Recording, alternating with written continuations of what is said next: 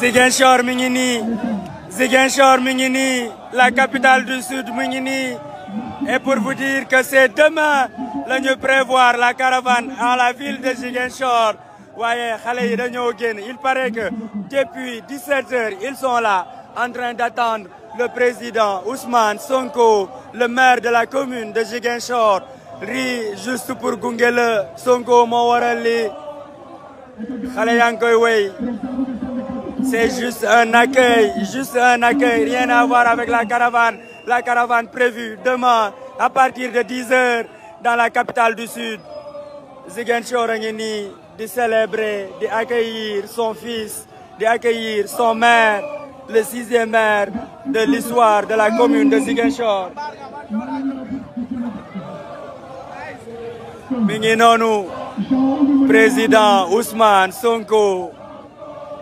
Il est là à Ziguinchor, c'est émouvant, c'est époustouflant ce qui se passe ici, ça dépasse l'entendement. Mi ngi noonu taxaw ci kaw oto bi jàkkaarloog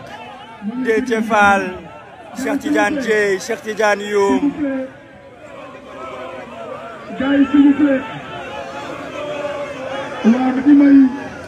Mi ngi noonu. C'est juste un petit accueil, un accueil digne d'un héros, digne d'un fils du pays, digne du président Ousmane Sonko. Mi ngi noonu, mi ngi noonu, mi ngi noonu, mi ngi noonu, mi ngi noonu, accueil baa ngi nii.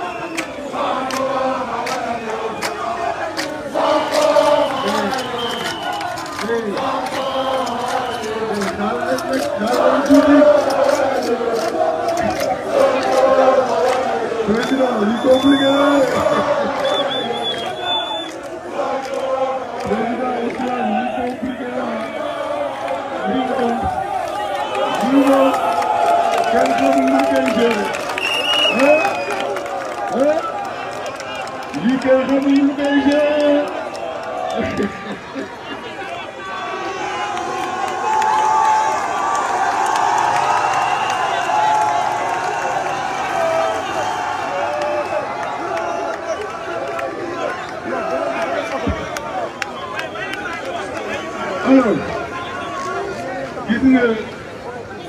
yàlla xam na ni bi ñuy dugg Ziguinchor à 4 heures du matin mënuñu woon imaginer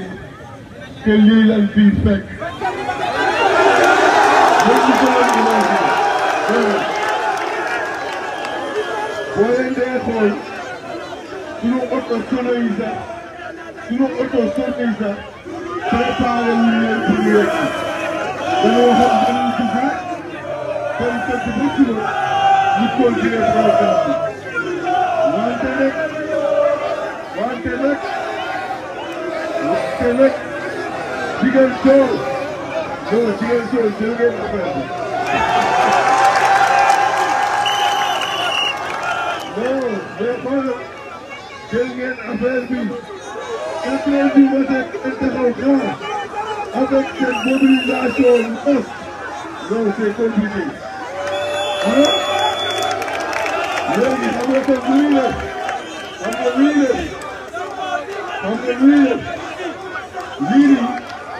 lii dañ koy jëlee comme ndekki li rek bu ko defee suba mu yegg la intégral bi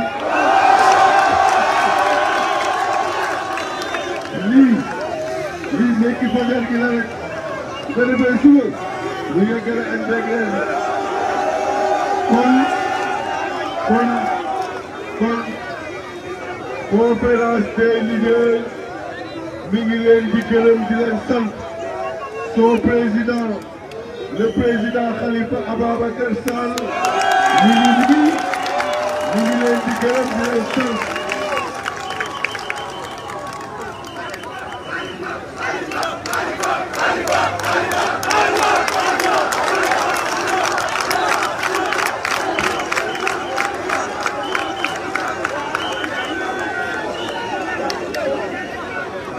le président Cheikh Tidiane Youm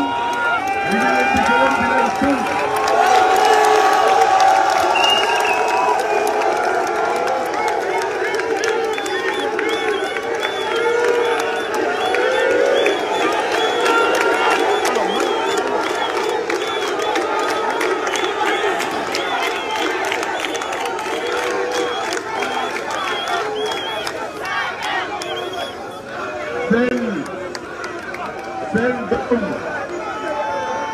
Le président Cheikh Tidiane Dièye mi ngi leen di gërëm di leen sant. Le président Habib Sy mi ngi leen di gërëm di leen sant. Présidente Maïmouna Bousso mi ngi leen di gërëm di leen sant. Président Moussa Tine mi ngi leen di gërëm di leen sant.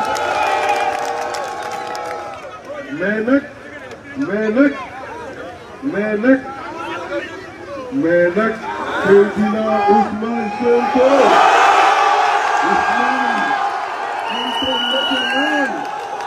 Ousmane national Ousmane affaire bi daal affaire bi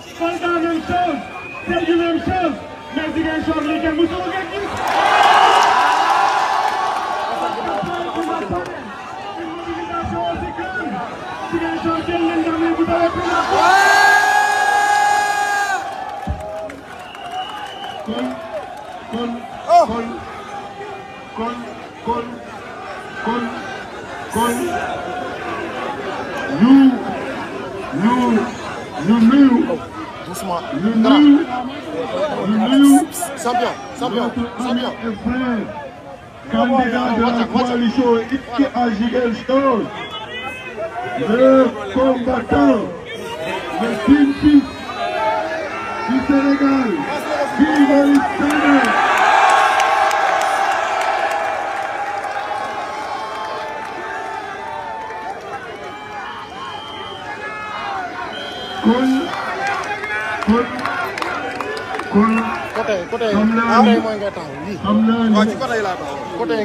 damay jox après Ousmane mu nuyu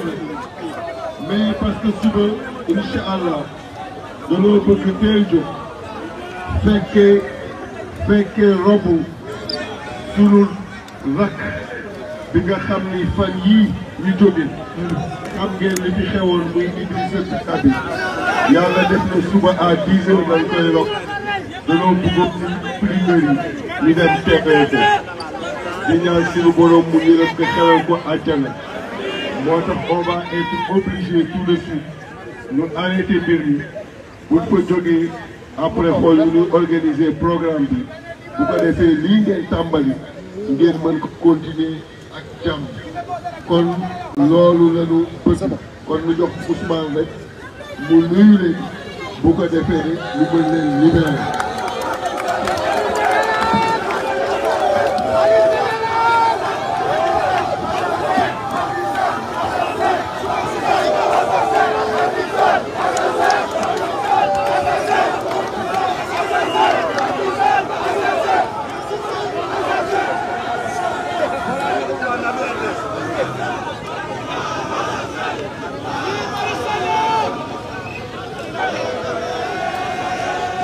Asalaamaaleykum. ñu ngi leen di nuyu. defe naa président bi jeexal na wax bi.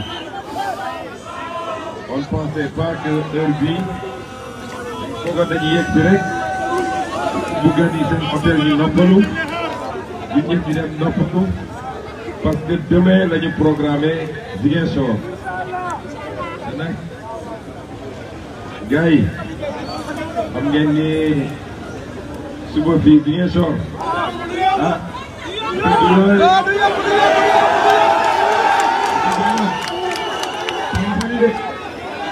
moo tax lii déjà bu résigné man xam ngeen bi ma yee maa ngi woon ci gannaaw oto bi di nelaw gars yi yéema ne ma wax ngay soor a ngi xaar man c'est pas possible heure bi moom gars yi dañ leen tëdd kon on vous remercie suñu xol sedd na léegi nag na ngeen ma une minute merci léegi nag li ma leen ñaan wax nañ leen programme suba bi dina doon programme bu serré parce que war nañoo le matin assister à l'enterrement de notre frère Idrissa bu jógee foofu on doit faire Oussouye Bignona pour venir terminer à Ziguinchor guddi na nag le candidat tête de liste départementale doit faire la déclaration officielle boo xam ne moo war a jàll suba RTS su ko deful léegi ça va plus être possible donc dañuy may Guy Marius mu def sa déclaration bu ko defee ba pare ñu libérer ñëpp on va aller récupérer parce que souvent ce sera une journée de conclusion une journée d'apothéose parce que nag Yewwi Askan Wi dañ ñoo may lu rëy il y a 6 mois fii la ñu ubbee woon campagne bi tey ñu ne fii la ñuy tëjee donc Ziguinchor dañu war a def lu kenn deful suba merci beaucoup.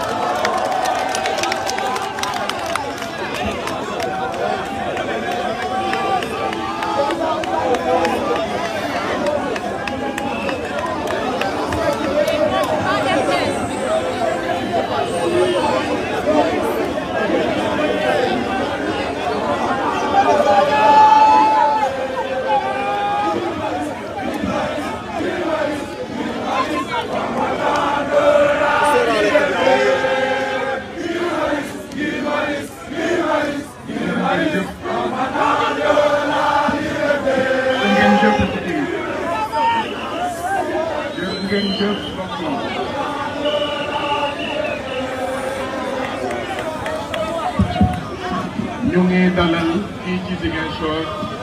délégation leader di askan bi ngeen may ma tuuti rek du yàgg ñu def déclaration officielle mbokk Sénégal nuyu naa leen man Guy Marius Sagna seen mbokk jiite liste intercoalition Yewwi Askan Wi Wallu fii ci Ziguinchor mooy wax ak yéen bu ngeen ma déggee nag li ñu war a njëkk a mun wax mooy Guy Marius Sagna benn yoon tous les 5 ans ngeen koy gis RTS mu tekki ne état du Sénégal dafa jéng RTS dafa jéng les moyens de l'état dañ koy saytuwee dafa jéng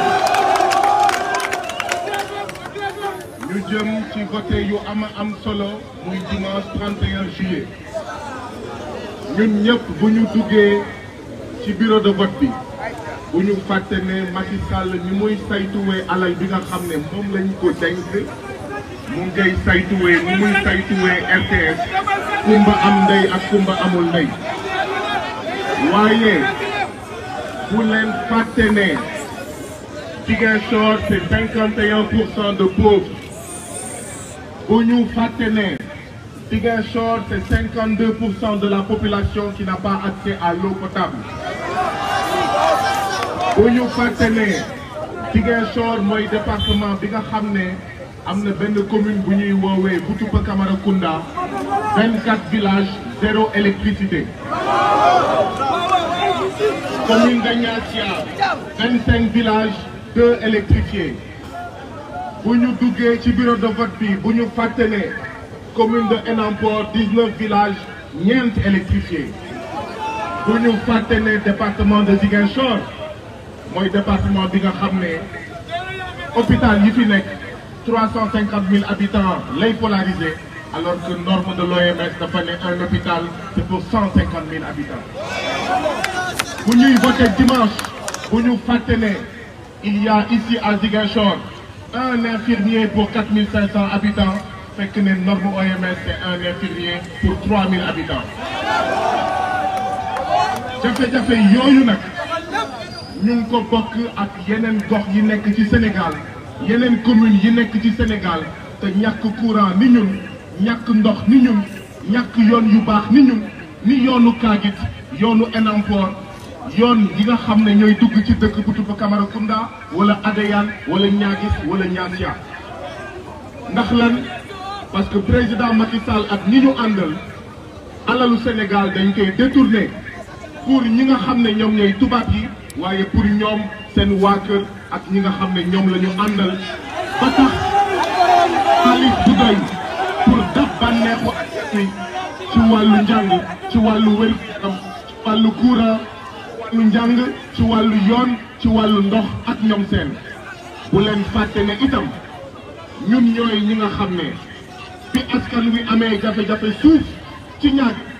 ñun la ñu woo kon bu ñu leen waxee ne dinañ am taxawaay bu mat sëkk ci assemblée nationale ngeen mun ko gëm ñun ñooy ñi nga xam ne bi agent pénitentiaire yi amee jafe-jafe ñun la ñu woo ñun ñooy ñi nga xam ne bi waa Oulampan amee jafe-jafe suuf ñun la ñu woo ñun ñooy ñi nga xam ne bi waa Médina Wandifa amee jafe-jafe suuf ñun la ñu woo ñun ñooy ñi nga xam ne bi waa ASP yi agent de sécurité de proximité ñu leen di fay 50 000 par mois depuis 9 ans amee jafe-jafe ñun la ñu woo loolu moo tax ñu leen di invité ngeen voté massivement pour la coalition l'intercoalition Yewwi Askan Wi Wallu Sénégal ñun ñooy ñi nga xam ne auxiliaire de police yi nga xam ne ñu ngi leen di fay mois 90 000 francs amee jafe-jafe ñun la ñu woo kon ñun bu ngeen ñu falee pas seulement Oulimata Sidibé ak man ñi nga xam ne ñoo nekk les titulaires de la liste départementale mais jox majorité à toute la liste Yewwi Askan Wi Wallu Sénégal et njaaxaanaay dinañ défendre lépp luy intérêt askanu Sénégal askanu Ziguinchor askanu Casamance askan bi yëpp ba ci diaspora bi may lancer un appel mag ak ndaw góor ak jigéen rawatina ndaw yi ñun ñoo war a sécuriser vote bi dimanche amul voté ba pare ñibbi ndaxte ci seen plan bokk na ci ay transfert d'électeurs nañu voté ba pare taxaw ci lieu de vote yi ngir kuñ fii ci Ziguinchor ñu gis la ci kaar doo fi dugg ñun ñoo war a sécuriser vote bi ngir balay midi ñu ne fii ci Ziguinchor ñu ne fépp ci Casamance fépp ci Sénégal vive la coalition Yewwi Askan Wi vive la coalition Wallu Sénégal jërë ngeen jëf. mi ngi noonu 4 heures du matin fini ci Ziguinchor le discours officiel pour la RTS ak Guy Marius Sagna. ñu mottali ko ak jàmm yàlla ko yàlla def kon merci beaucoup tàccu leen seen bopp bu baax a baax jërëjëf jërëjëf jërëjëf.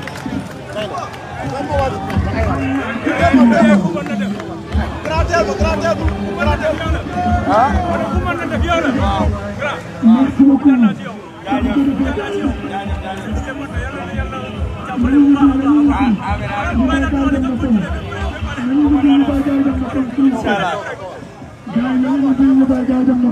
mi ngi noonu yéen ñi di ñu seetaan il est 4 heures du matin ici à Ziguinchor la capitale du sud du Sénégal Ziguinchor bi nga xamante ne le président Ousmane Sonko et le maire jamono yi nii pare nañ ci accueil bi c'était juste un accueil parce que la caravane Yewwi Askan Wi la caravane nationale est prévue demain après les étapes de Bignona et de Oussouye boobu la ñuy dellu si Ziguinchor ñu def la caravane nationale waaye Ziguinchor dañoo xër ci seen maire Ziguinchor dañoo bëggoon accueillir seen maire loolu moo tax ñu génn à 3 heures du matin pour accueillir ko et c'était vraiment magnifique pour ñi ko tardé vous pouvez revoir le live c'était vraiment magnifique di leen jox dig daje demain inchallah à partir de 10 heures où les leaders de la coalition Yewwi Askan Wi war nañ fekkee li nga xamante ni moom moo di robu suñu frère suñu doom Idrissa Goudiaby qui a été lâchement assassiné lors des manifestations du 17 juin ici à Ziguinchor leader yëpp dinañ fekkee rob bi inchallah